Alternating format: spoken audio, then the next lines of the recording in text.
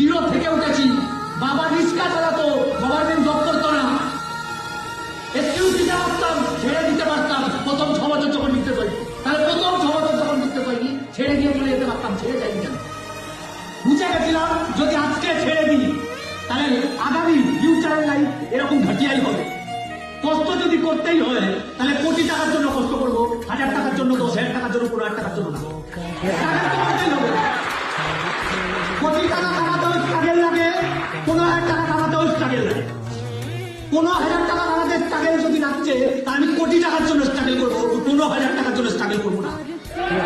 কষ্ট যখন করবো 30 বছর করবো না, প্রথম 3 বছর করবো।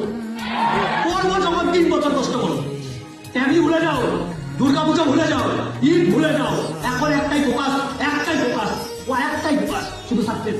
ক্রাউন হতে হবে, ডায়মন্ড হতে হবে, ইমপ্রেসিভ হতে হবে, সুপার হতে হবে। মোট কথা একবার হতে হবে।